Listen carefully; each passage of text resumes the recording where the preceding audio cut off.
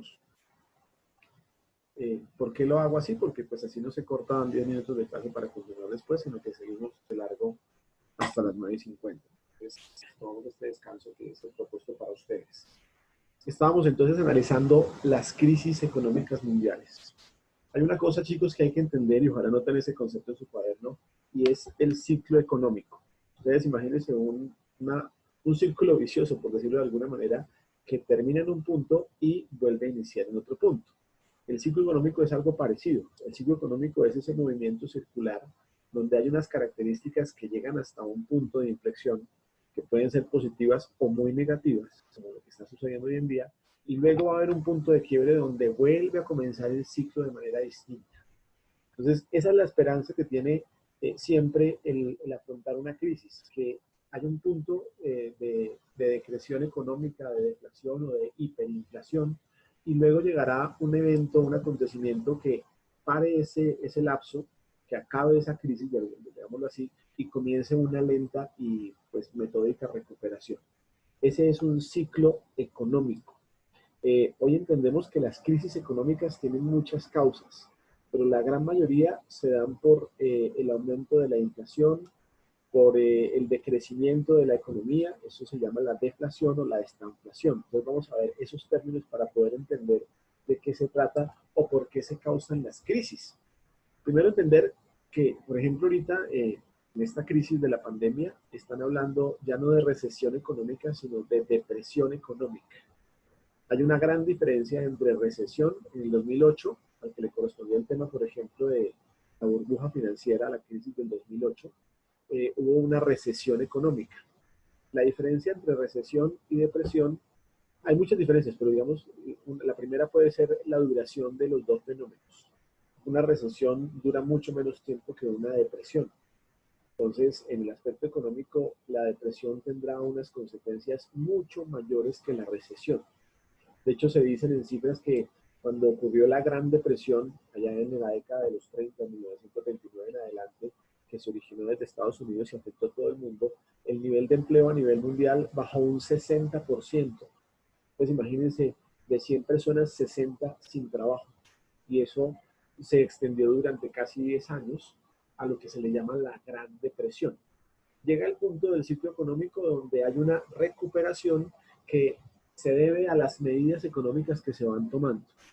En el 2008 hubo una recesión a nivel mundial causada por una gran crisis inmobiliaria en Estados Unidos. A eso se le llama la burbuja. Entonces tengan en cuenta los que tienen que exponer eso, que la recesión no duró tanto, pero sí afectó a nivel global muchos países y muchas circunstancias. España, después de Estados Unidos, se vio afectada por la recesión. Nuestro país en algunas de esas crisis ha tenido también consecuencias y obviamente la consecuencia se nota, por ejemplo, en los términos de inflación y de deflación que tenemos nosotros que entender, ¿listo? Entonces vamos a comenzar también, ya tenemos la diferencia entre inflación, entre depresión y recesión. Términos nuevos para ustedes, términos que ustedes tienen que definir en su glosario también, ¿cierto? Pero que sobre todo tienen que entender en las actuales circunstancias. Si en las noticias dicen estamos en recesión, quieren decir que se está evaluando que no va a durar tanto tiempo como si fuera una depresión económica. Y si dicen estamos en depresión, ahí sí hay que tomar unas medidas fuertes que el gobierno tiene que analizar y tiene que actuar para salvar, por ejemplo, la banca, los bancos, que es lo primero que hace el gobierno, porque son donde se depositan los dineros, para salvar la empresa pública o para, ¿por qué no?, nacionalizar ciertas empresas que están en picada. Hoy en día, por ejemplo, lo que se dice es que vamos a una recesión económica hasta finales de año. Si eso se extiende más años, entraríamos en una depresión económica.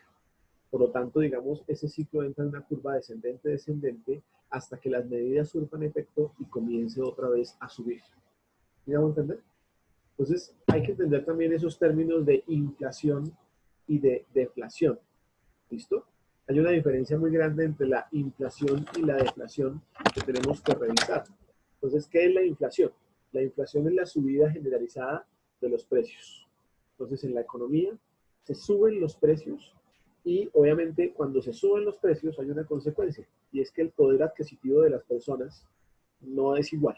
O sea, si se suben los precios de los productos de la canasta familiar, por ejemplo, yo ya no voy a poder comprar lo mismo que compraba en el mercado a principio de mes, sino que tengo que bajar el consumo, comprar menos elementos. ¿Y eso qué ocasiona? Que se suba la oferta, pero se baje la demanda. Eso ocurre cuando se especula con los precios. Por eso el gobierno tiene que estar jugando con la canasta familiar para que no suba demasiado la inflación, ¿cierto? El dinero adquiere menos valor, es decir, se va devaluando más la moneda. Eh, ¿Por qué? Porque todo es más caro. Y con la misma cantidad de dinero que antes teníamos, ahora se puede adquirir menos cantidad de productos. ¿Por qué ocurre eso? Repito, por la especulación de precios, se suben mucho los productos o cuesta mucho la materia prima para poder producir cosas, por ejemplo, el arroz, ¿cierto? La canasta familiar, la carne, lo que ustedes consumen que están en la nevera allí, eso tiene un costo. Cuando se sube demasiado el precio, hay menos demanda, o sea, la gente tiene que comprar menos eso, no puede adquirirlo, y eso se llama inflación. Y eso se mide también en puntos, en porcentajes. Nosotros alcanzamos el año pasado el 16%, el 19% de inflación. Hoy en día no se ha podido hacer todavía el análisis de cómo va a llegar a final de año esta inflación, pero lo que sí es que el decrecimiento económico, o mejor, el crecimiento económico no va en subida, el ciclo no va en subida, sino que va en bajada. Yo les decía al principio de la clase cómo los expertos consideran que vamos a llegar hasta final de año a menos 6% de crecimiento económico, ¿cierto? Y que poco a poco el ciclo volverá a comenzar para una recuperación que se estima, según los expertos, que esas son opiniones nada más, no son datos empíricos, es decir, todavía se está especulando mucho respecto a eso, para que el otro año subamos al menos al 2.3%, que es una recuperación lenta y que va a costar muchos sacrificios. La deflación, ¿qué es? La inflación ya sabemos, ¿no? Subida de precios, menor demanda. Entonces, esa es la inflación. La deflación es justo lo contrario, y es cuando se bajan demasiado los precios en una economía. Entonces, ¿qué provoca eso? Provoca pues que las empresas tengan que vender más barato, y al vender más barato pues tienen que disminuir los beneficios para los empleados y tengan que bajar sueldos y también a despedir trabajadores. Entonces, los sueldos más bajos y el desempleo hacen que se consuma menos, con lo que las empresas tienen que seguir bajando los precios para intentar mantener las ventas. Y esa es una pesadilla, porque comienza también la lucha entre las empresas que pueden mantener un nivel de producción y de ganancia y las empresas que no lo pueden hacer. Es allí donde entra otro término que se llama la desigualdad económica. En el sector público y privado existe la desigualdad y tiene mucho que ver con la ética que se aplican en las empresas para poder manejar estos movimientos de inflación o de deflación. ¿Listo? Hasta ahí estamos claros con los términos que hemos revisado. Entonces tenemos el término de recesión, ¿cierto? Donde hay una crisis económica de un periodo no tan extenso, pero que afecta obviamente la inflación y la depresión, que puede afectar los empleos, que puede afectar el nivel económico de las personas. La depresión es la crisis económica, pero a largo tiempo, o sea, con mayores efectos, con efectos que pueden ir mucho más allá y afectar de manera más global a la humanidad. La inflación, subida de precios, ¿no? La deflación, bajada de precios. Y el otro término, ya serían 4 términos que llevamos hasta ahora. El quinto término es la estanflación, con T, de quinto. Estanflación. ¿Qué es la estanflación? Entonces, en este movimiento del círculo económico, del ciclo económico, hay un estancamiento o hay un retroceso de la economía. A eso se le llama estanflación. Entonces comienza a haber una inflación demasiado fuerte y de repente hay un paro, un estancamiento o un retroceso en esa economía. Es decir, es una situación en la que coinciden en el mismo punto una alta inflación con la pérdida de poder adquisitivo que eso conlleva, ¿cierto? Ya la gente no puede comprar igual. Otro término para que ustedes de pronto lo tengan en su glosario, poder adquisitivo, es decir, la capacidad de compra que tienen las personas. Ya en una inflación el poder adquisitivo va bajando, ¿cierto? Entonces, en una estanflación se suman una alta inflación, ¿cierto? Y un estancamiento o retroceso económico donde se bajan los sueldos y se aumenta el desempleo. En ese sentido, chicos, analicen ustedes si estamos afrontando una inflación, una deflación, o mejor nos estamos metiendo en este momento de la historia en una estanflación, donde hay una alta inflación, que los precios están subiendo, De hecho, los únicos precios que han bajado ahorita son los de la gasolina por la crisis petrolera y todo esto que está sucediendo, pero muchos productos de la economía básica pues se mantienen o han subido, que es peor. Y lo digo con evidencias personales, ¿no? Yo en el mes de febrero, por ejemplo, compraba 2 pacas de leche que me duraban 15 días y cada paca me valía 16.000 pesos, 18.000 pesos, supongamos. Hoy en día voy al mercado y compro las mismas pacas de leche, pero a 22.000 pesos cada paca. ¿Qué quiere decir? Que en medio de la crisis se suben los productos. ¿Por qué? Porque las empresas para mantener un nivel de sueldo, de trabajo, de empleo, pues suben un poco los productos esperando que la gente pueda comprar. Pero llega un punto donde el poder adquisitivo también baja, porque si ya ahora tengo que comprar 2 pacas de leche a 44.000 pesos, pues tengo que negociar y dejar de comprar otras cosas que hacían parte de mi consumo habitual. ¿Sí me hago entender? Por poner un ejemplo. Pues a eso se suma también que se bajan los sueldos. Yo personalmente les cuento, a nosotros por esta crisis tuvimos que ceder temporalmente el 30% del sueldo como maestros. Y yo sé que en muchas empresas ha pasado hasta el 50 o 60% del sueldo ha tenido que ser cedido a las empresas. Nosotros afortunadamente por la cooperativa tenemos esa ventaja temporalmente. Quiere decir que cuando todo esto vaya otra vez en ascenso, el ciclo económico se vaya recuperando, eso es como un ahorro que tenemos y nos lo van a regresar. Pero temporalmente se baja el sueldo. O lo que es peor, y es el miedo de muchas personas, se cae en el desempleo. Entonces, eso ocurre cuando hay una estanflación económica, ¿cierto? Y si solamente hay una estanflación económica, es decir, no una estanflación social, eso puede también ocurrir, pues entonces se produce la deflación, ¿listo? Entonces la mezcla de una alta inflación y una deflación, baja de sueldos y pérdida de empleos, eso se llama una estanflación. Ojo muchachos con esos términos porque no hacen parte de cosas lejanas. Son cosas que ustedes tienen que comenzar a promediar en su vida personal, porque ustedes van a entrar a un mercado laboral muy pronto, a un mercado de formación que va también muy de la mano con lo laboral. Y tienen que medir también qué proyección hacen con las carreras que están eligiendo a futuro. Si mi carrera tiene una buena proyección económica, y es bueno que hagan ese análisis de manera personal, si lo que yo aspiro a estudiar tiene un futuro económico estable, que me permita sobrevivir en medio de una depresión o una recesión, pues entonces es el camino adecuado para de pronto orientarme. Pero si mi carrera hoy en día no tiene esa proyección económica, y no estoy hablando de conveniencia económica, ojo con eso, sino de proyección económica para tolerar la crisis, es allí donde se ve orientada la decisión a la que debo tomar. Sería bueno que hiciéramos un análisis. Yo les había mencionado cuando estábamos allá en el colegio que leyeran el libro de Oppenheimer de, que hablaba de las carreras, que hablaba de todas las proyecciones a futuro, y ahí presentaba carreras que ya son obsoletas, como por ejemplo en algunas humanidades, ¿cierto? En algunas áreas artísticas, y otras que eran del futuro, como la programación, la cibernética. Hoy en día, ¿cómo ha cambiado ese panorama con toda esta crisis? Porque hace 2 meses, por ejemplo, esto de la internet y el teletrabajo no era una prioridad. Digamos, empresas como Zoom, WhatsApp, Google, Team, todo eso, manejaban todo eso, no tenían tanta proyección como lo tienen ahora. Hoy en día se han vuelto parte de la canasta familiar, por qué no decirlo, de la necesidad básica. Entonces, ¿cómo las carreras que ustedes van a tomar van a responder a esa proyección económica para soportar una crisis? Ustedes no se imaginan, chicos, en el país nosotros tenemos un 55% de informalidad. ¿Qué quiere decir eso? Que no son trabajos formales, es decir, que no devengan un sueldo mensual con una prima, con pensiones, con salud, con todo eso, sino que dependen del sustento diario. 55% de informalidad.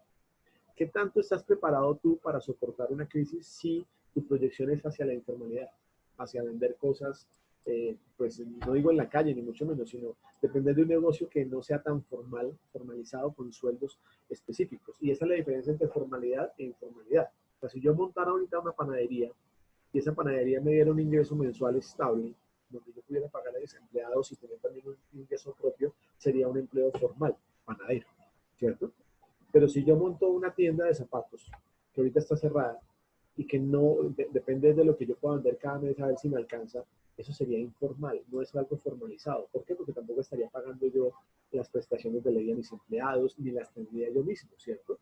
Prestaciones de ley quiere decir salud, pensiones, todos los parafiscales que ustedes pues, ya bien conocen en la administración. Me imagino que también han visto algo de eso. Entonces, hay que entender esa situación. ¿Claro hasta ahí el término o los términos que estamos revisando? Vamos a ver si nos quedó claro. Preguntémosle a Lucas. Lucas, ¿qué es la depresión? No, profe, no entendí. Solo entendí lo de inflación. Bueno, ¿qué es la inflación entonces? Cuando como que todos los precios y todo sube, o sea, y como que el gobierno produce más dinero y entonces al producir más dinero todo se va subiendo, todo se va subiendo, todo se va subiendo. Muy bien, esa es una de Como el las caso causas de del... Venezuela, ¿no? Exactamente, muy bien. Y ahí para que lo entendamos, Lucas, perfecto. El gobierno toma una medida y es decirle, bueno, Banco de la República imprima más dinero. Y eso que hace que haya más dinero, pero como los productos han subido, el valor del dinero no es igual. Y hace que se aumente el problema muchas veces. Esa puede ser una medida si es a corto plazo, pero a largo plazo puede crear consecuencias negativas. Lucas menciona muy adecuadamente el ejemplo de Venezuela. No sé si podríamos considerar que Venezuela está en una depresión económica ya hace años, porque ya lleva bastante tiempo con esta situación de una subida muy exagerada de precio de productos y la gente no puede comprar igual a como había la bonanza petrolera hace unos años. Cuando el petróleo estaba en alza, Venezuela tenía un nivel económico muy por encima del resto de los países del continente, a una proyección económica. Pero como ¿cómo se puede decir? Esa garantía del petróleo fue bajando, ¿cierto? Entonces se entró en una recesión que ya se convirtió en depresión. Ellos tienen una inflación muy elevada y el dinero de ellos ya no vale tanto. ¿Se han visto a los venezolanos que regalan los billetes, literalmente los bolívares en la calle a cambio de dinero? ¿Cierto? Eso es un producto de la inflación. El dinero como tal, ese papel, ya pierde el valor y ya no lo podemos comprar. A eso, Lucas, es lo que se le llama depresión. Una crisis que lleva mucho tiempo y que causa unos efectos como el desempleo, el hambre, la desigualdad. ¿Listo? ¿Y la deflación qué es? ¿Quién me quiere contar qué es la deflación? Así de manera espontánea. O pregunto. David Chaparro, ¿qué es la deflación? David.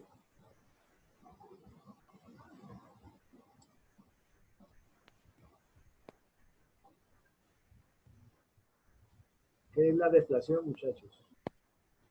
No, porque estamos hablando de esto y pues la idea es que queden medidas claras, ¿no? Deflación. Se bajan los sueldos y ¿qué más pasa? O puede pasar una deflación. Pues me suena como a que los precios también bajan, ¿Cómo, Darío? a que los precios también bajan. Los precios podrían, no, los precios pueden mantenerse estable, que es lo triste, ¿no? Pero sí, pueden bajar los precios, pero también baja el sueldo que se le paga. Obviamente, cuando una empresa tiene que bajar la cantidad de empleados, ¿qué tiene que hacer para mantener, pues, como una estabilidad económica? Bajar precios, ¿cierto? Si no tiene cómo pagarle, digamos que yo tengo una empresa de yogures, ¿cierto? Y tengo 100 empleados a mi cargo. Entonces, hubo una gran inflación que me hizo, Dios mío, es una crisis económica, tengo que salir de unos empleados. Entonces, al salir de empleados, yo tengo que entrar en el juego del mercado y es bajar precios. ¿Cierto? No puedo mantener los precios, ¿por qué? Porque la competencia va también a mantener un precio y esa guerra comercial, ¿cierto? De quién tiene el precio más adecuado para la gente, yo tengo que también promediarlo. Y muchas veces llegan las personas a tener que no solamente bajar sueldos, sino despedir gente. Entonces, eso hace que las personas que salieron ya desempleados no tengan tampoco poder adquisitivo y entren en ese juego que causa la crisis económica. ¿Listo, muchachos? Ojo, esta inflación no se les olvide que es la suma de las dos cosas, ¿no? Entonces puede haber una inflación muy grande, no se bajan los precios, pero al mismo tiempo hay menos empleo, menos sueldo, que tristemente es lo que estamos afrontando hoy en día, ¿no? Creo que la economía nacional, por ejemplo, no se ha dado cuenta de esa situación, de cómo seguimos perdiendo empleos, muchas personas siguen en una crisis personal económica apenas, pero no se han puesto en pensar cómo van a bajar ciertos precios para favorecer a otros. Ustedes analizaban en la clase anterior, hace 15 días, algunas medidas, como por ejemplo la devolución del IVA, 20% que se le iba a devolver a ciertas personas, o el subsidio que se le daba a otras personas, ¿vale? Esos son como alivios momentáneos, pero una de las medidas que muy seguramente tendrá que tomar el gobierno es intervenir ciertos negocios, ciertos precios para mantener esa estabilidad. Lamentablemente, una persona que vende muchas veces está en esa falta de ética empresarial está en la tentación de subir los precios. Ahorita, por ejemplo, tú compras una caja de guantes de nitrilo, por ejemplo, para salir a la calle en 50.000 pesos. En febrero una caja de esas valía que 19.000, 20.000 pesos nada más. ¿Por qué? Porque como la demanda ha subido, ¿cierto? Entonces la oferta también tiene que subir y eso hace que se suba. Eso se llama especulación de precios. Si no hay un ente que regule eso, en nuestro país está el Ministerio pues, de Trabajo, de Economía, de Hacienda, pues se llama acá, tienen que regular esa situación para que no se causen consecuencias muy graves a futuro. ¿Listo, muchachos? Hasta ahí estamos claros con lo que es esos términos para que lo tengan en cuenta. Yo quiero también mencionarles algunas de las crisis económicas que han ocurrido en el mundo y que han afectado directamente pues, el proceso histórico económico que han llevado los países, ¿cierto? Después de la crisis del 29, por ejemplo, de 1929, que se llama la Gran Depresión, se crean grupos que tienen una fortaleza económica muy grande en el mundo, como el G8, integrado por ese grupo de los 8, que son los países más desarrollados del mundo, o el G20, que son los 20 más desarrollados del mundo, y que son los que manejan la política económica mundial. Aquí en América, después del tiempo, se dieron cuenta que tenían que unirse los países en materia económica, entonces se creó la Mercosur, se crearon tratados de libre comercio para favorecer esa relación internacional de mercados. Pero eso es consecuencia ¿de qué? De las crisis que hemos tenido que afrontar. Antes de la crisis del 97 en Colombia, una gran crisis que hubo también, que afectó hasta la materia, hubo un cambio climático en ese momento en el país y afectó de manera directa, eso fue en el 92, 93 más o menos, afectó de manera directa, por ejemplo, la producción de energía. Antes de esa crisis, el país no tenía una cosa que se llama la apertura económica, es decir, poder exportar productos y recibir productos. Fue César Gaviria, el presidente, el que en esa época dijo, vamos a hacer la apertura económica. Y ha habido cosas muy positivas como la exportación, pero también una cosa negativa que es la llegada de empresas multinacionales a Colombia de forma indiscriminada para traer los recursos que nosotros mismos producimos o explotar los recursos de una manera desigual en el país. Todos son consecuencias de la crisis o de las diferentes crisis. Entonces, las más graves que han ocurrido, y solamente las voy a mencionar para que usted vaya teniendo en cuenta, voy a mencionar algunas de las que están en las exposiciones para que lo tengan en cuenta. Las más graves, y vamos a comenzar con la crisis del 29, la Gran Depresión, que fue pues toda la década de 1930 y se precipitó porque los productos agrícolas en Estados Unidos cayeron de precio. Entonces, eso causó un hundimiento de la bolsa de Nueva York, que ocurrió el 29 de octubre, un martes, de hecho era ese día, por eso lo llaman, el origen de la Gran Depresión se ocurrió en el martes negro, ¿cierto? A raíz de la crisis, toda la legislación a nivel económico del país de Estados Unidos tuvo que cambiar, ¿cierto? Y comenzaron a surgir leyes para poder promediar esa crisis económica. Era tan grave la crisis que los empresarios que estaban perdiendo se suicidaban. O sea, hay escenas que parecen dantescas, o sea, parecen traídas de los cabellos, donde los empresarios se botaban, allá en Wall Street, se botaban de los edificios porque ya habían perdido todo, ¿cierto? Esa fue una de las consecuencias de la Gran Depresión. No había empleo, entonces comenzaron a tener que buscar otros medios y otras leyes para volver fuerte al país. A Estados Unidos le sirvió mucho la Segunda Guerra Mundial, ¿cierto? ¿Y por qué? Porque a partir de esa crisis la parte agrícola pues se potenció, pero pues también tuvo que abrir otros mercados, y otro de los mercados fue la parte armamentista, ¿no? Entonces, hacer armas. Y el vender armas fue su negocio hasta hecho la Segunda Guerra Mundial.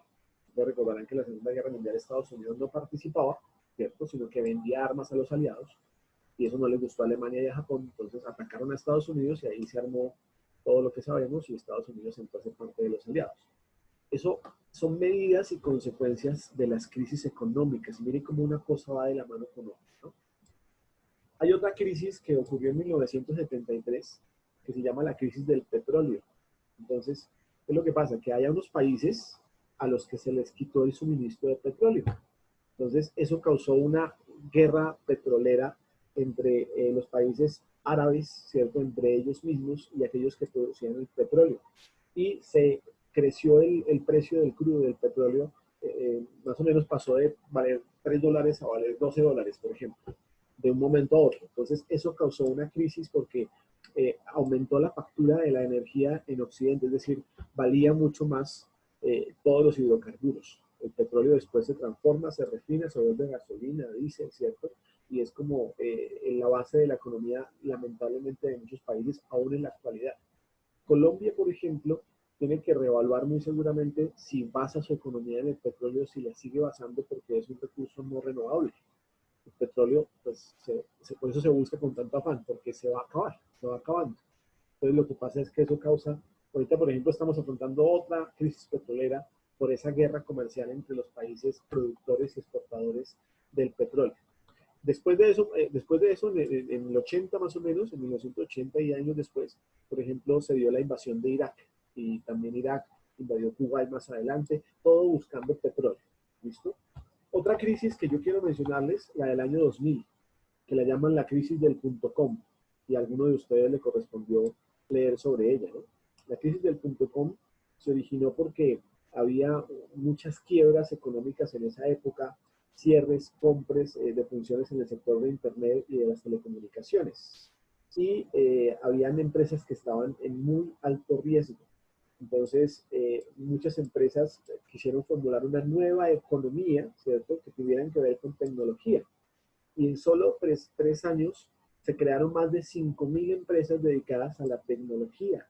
Y algunas de las grandes corporaciones mundiales de telecomunicación fueron protagonistas de escándalos de compra ilegal de acciones. Bueno, el punto es que se redujo un poco ese gran crecimiento de las empresas de telecomunicaciones y se tuvo que regular. Muchos piensan que en el 2000 la crisis se provocó porque iba a haber un cambio en el 99 del 2000, entonces que el cambio del año, del milenio, pero eso simplemente es una especulación de lo que iba a pasar por el cambio de ciclo, ¿cierto? Lo que pasó es que hubo un gran crecimiento en las empresas de telecomunicaciones, desbordada, desigual, y eso afecta cuando hay demasiada oferta de un producto, eso afecta a la economía. ¿Por qué? Porque se tiene que, esa guerra comercial, ustedes se dan cuenta hoy en día, por ejemplo, la guerra comercial que hay entre Claro, Tigo, Movistar, ¿cierto? Y UNE, por ejemplo, otros ya Alcatel y todas esas cosas que ya desaparecieron. Entonces, como una empresa absorbe otra, baja precios y hay una competencia muchas veces que es desleal. No estoy criticando en alguna en concreto, porque no me corresponde a mí, ustedes saben de qué estoy hablando. El punto es que allí tiene que haber un fondo ético, un trasfondo ético para llegar a analizar esas cosas. Y en el 2007 al 2010 hay una cosa que se llama la Gran Recesión. En Estados Unidos hubo una crisis financiera que tuvo que afrontar el presidente Obama, ¿cierto? Que tuvo bueno, y el anterior también, Bush, tuvieron que haber afrontado esa crisis donde todos los créditos inmobiliarios como que fueron la causa de esta gran recesión. Entonces, la expectativa que había en esas hipotecas, por ejemplo, que fueron utilizadas y vendidas en mercados de manera ilícita, de manera pues fraudulenta, causó una crisis económica tenaz. Es decir, cayeron empresas de alto prestigio de materia inmobiliaria y cómo al vender esto de manera por debajo de cuerda comenzó a perder mucha gente sus empleos y sus casas, sus viviendas, causando una crisis económica sin precedentes. Esas son algunas de las crisis que yo quiero mencionarles para que entendamos que en el ciclo económico siempre han habido crisis y las medidas que tomamos son las que determinan lo que viene después. Por eso, chicos, lo que está pasando en el mundo hoy es un punto de quiebre y tiene que verse como una oportunidad. Una oportunidad que ustedes también tienen que asumir como tal, chicos. O sea, pensar a futuro en algo que yo pueda, en lo que pueda haber una ganancia o pueda recibir un aporte en materia económica, no es algo descabellado, es algo que tenemos que pensar de manera sensata, ¿cierto? ¿En qué me voy a proyectar yo en mi carrera? Esto que quiero hacer realmente tiene una proyección que me permita sobrevivir esta crisis y comenzar a estar en la culpa, pero sobre todo, ¿en qué puedo aportarle a la economía nacional y mundial? ¿Listo, chicos? Eso es lo que tenía que decirle yo sobre las crisis. Pero les prometí que les iba a presentar al país número 1 a nivel mundial según el informe de desarrollo humano de la ONU, que ha sido el país número 1 ya hace varios años, o sea, no es algo nuevo, y que se llama Noruega. Noruega en Europa es un país que tiene más o menos 6 millones de habitantes nada más. Hace 40, 50 años no era una potencia económica ni estaba proyectada para eso, era un país pobre de Europa, pues, decirlo.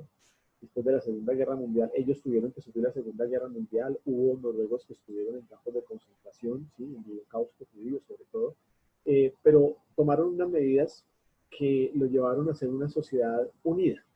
Y ahí es donde la gente dice que Noruega es un socialismo, una especie de socialismo. No porque tengan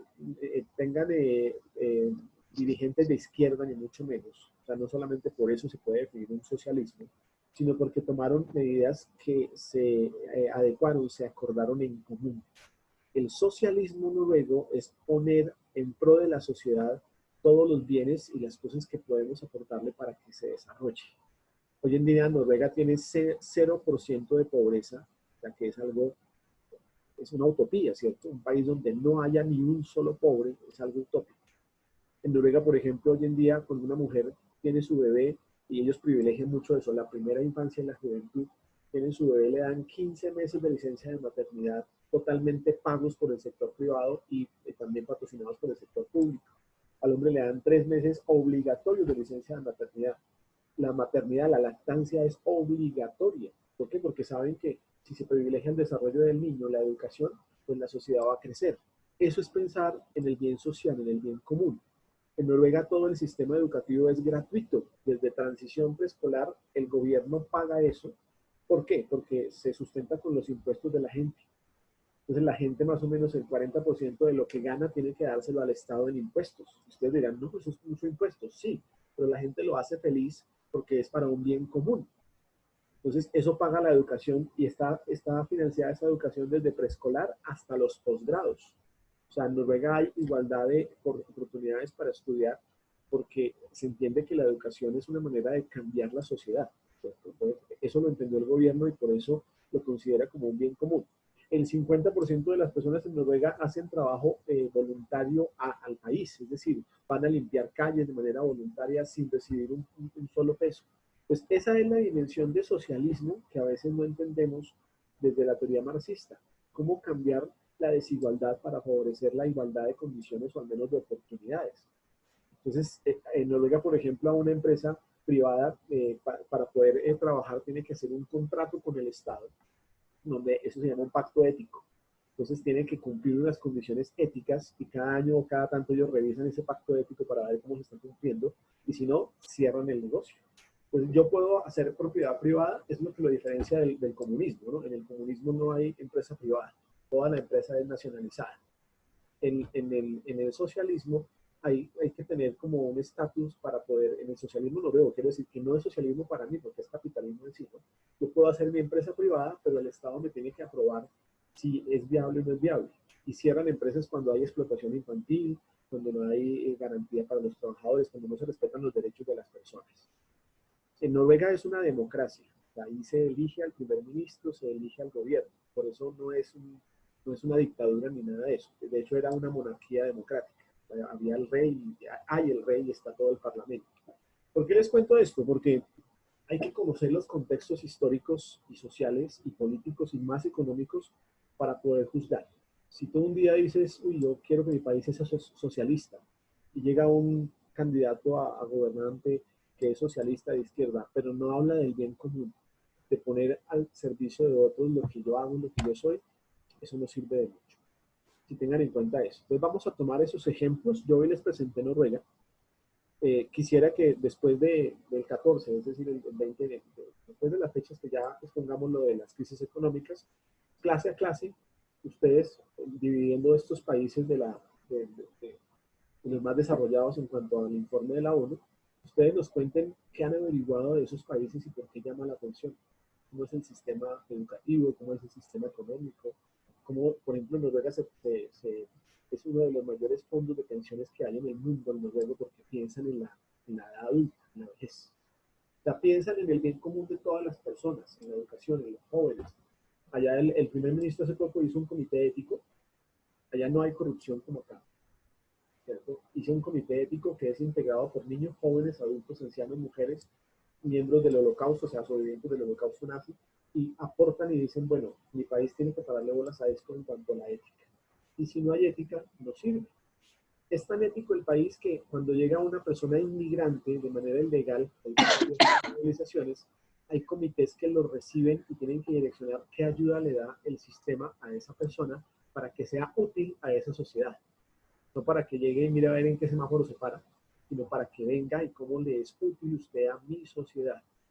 Entonces, eso es como una utopía que se está realizando y de pronto usted también se puede proyectar para un día estar trabajando, viviendo o aportando en una sociedad como esa. No digo Noruega, pero ¿por qué no soñar en convertirnos en eso? Es muy difícil, sí, yo sé, porque nuestra idiosincrasia es muy distinta, pero se puede también plantear. Listo, muchachos. Entonces, hoy ya resumimos toda la información que tenemos: crisis económicas, depresión, recesión, inflación, deflación, estanflación. Conocimos a Noruega, bueno, ciertas cosas de Noruega.